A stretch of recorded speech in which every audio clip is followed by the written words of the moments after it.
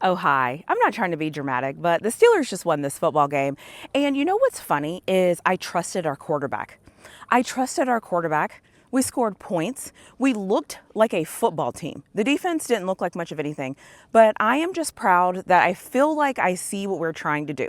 Aaron Rodgers, there was moments where I forgot that Aaron Rodgers was our quarterback, and I caught myself going, hike the ball, and then I realized Aaron Rodgers knows what he's doing. I don't need to be at home telling him when to hike the ball or what to do because he's got this. And the funny thing is I realized that on the first drive of the game, because on the first drive of the game, it was like 3rd and 10. And I was like, do we know it's 3rd down? Do we know? And then Aaron Rodgers makes this throw, keeps the chains moving. And I was like, oh my gosh, right. We have Aaron Rodgers. I forgot that we had Aaron Rodgers. But the Steelers offense looked like the Steelers offense is supposed to look. Did we do some good things? Yes. Did we do some things where I was like, what the hell is this?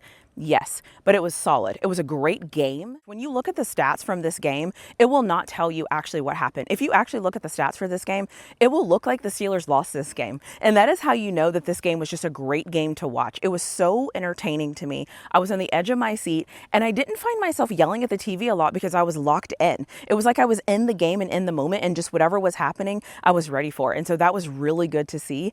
What is great about this game too is that we needed all 3 phases of the game. Now, the defense, but when we needed them to step up, they stepped up. Special teams was special. Chris Boswell was fantastic. And also that special teams turnover was huge because that turned the momentum. So that was fantastic. And then obviously this offense did what they were supposed to do. But before I get into this video and I talk all about the Steelers, I want to take a minute and shout out Justin Fields for looking comfortable in the pocket. Shout out for Justin Fields for keeping his team in this game. And shout out to Justin Fields for making incredible throws. I thought he looked fantastic. I'm proud of him. It looks like he's developing. And maybe the Jets will be just what he needed. So shout out to Justin Fields. Now let me get into talking about my Steelers.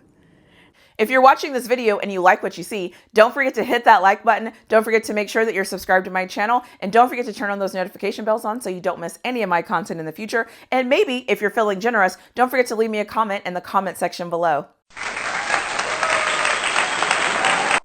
Special teams was special. Shout out to these special teams for the turnover, the only turnover of the game, I might add. And shout out to Chris Boswell for that 60-yard field goal.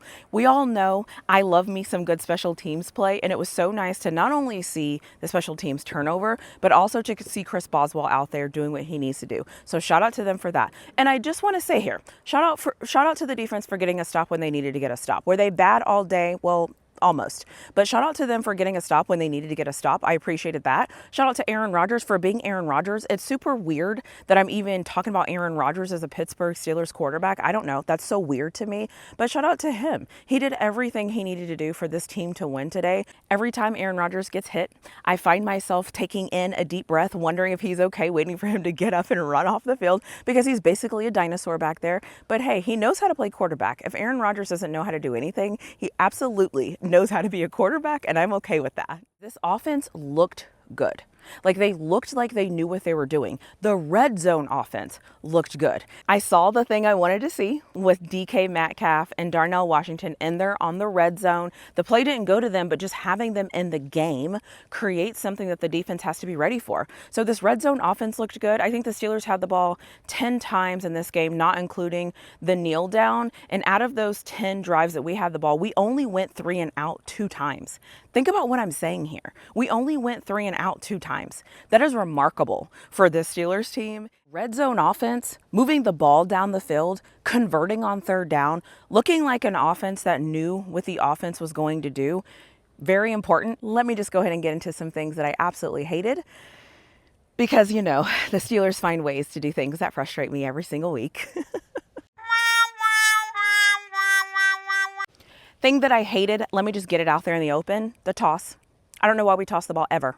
We don't have the personnel to toss the ball to the running backs. We never need to do that play ever. And talking about the running backs, our running backs did not play well at all. Our running backs were very bad. That is concerning. The other thing that is concerning is this offensive line. I don't even know what to say about the offensive line because we knew the offensive line wasn't strong. We're hoping the offensive line continues to develop. They still have time to develop. And there's just some things about this offensive line where okay, let me be honest. This offensive line might have a Broderick Jones problem. I think this offensive line has a Broderick Jones problem. And if that is our issue, then we have to get him out of there sooner rather than later.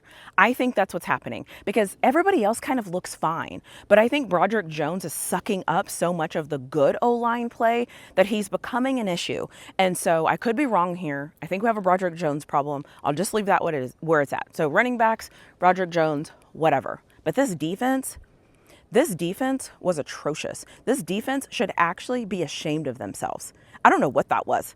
And I don't think anybody that's on that Steelers defense will do a press conference and talk about how great they were. They almost gave up 200 rushing yards to the Jets. The Steelers defense needs to do something because that was bad. The defense was bad. The defense was bad like it was last year. So I don't know what is going on with this defense. They make too much money to be out there playing like that. Maybe they need time. Maybe they need to get themselves together, but their hands were on their hips. They were looking lazy. They were looking gassed. They were looking undisciplined. They were getting blown off the ball. I didn't like anything I saw with this defense. And I feel like when the Jets were stopped on offense, a lot of the times they were stopped because of things that they were doing, not necessarily the things that we were doing, and I have a problem with that. The defense is supposed to be the backbone of the Steelers team, and today it was absolutely not. Shout out to them for getting the stop to end the game, but collectively, they didn't play well at all, and I'm not going to sit here and act like they did.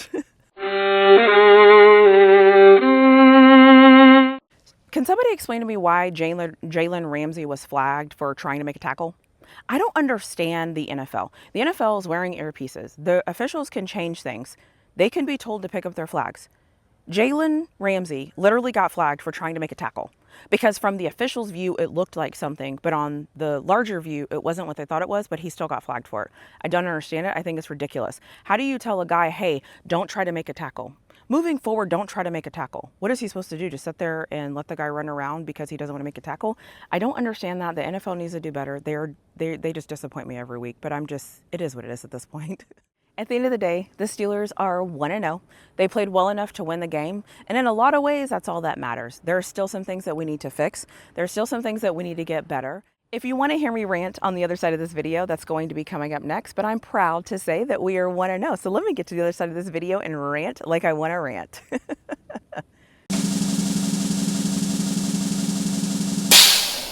The first thing is going to be defense, defense, defense, defense, defense. That defense has to be better. The second thing I'm going to be paying attention to is this offensive line, i.e. Broderick Jones. I honestly think Broderick Jones is weighing down this offensive line.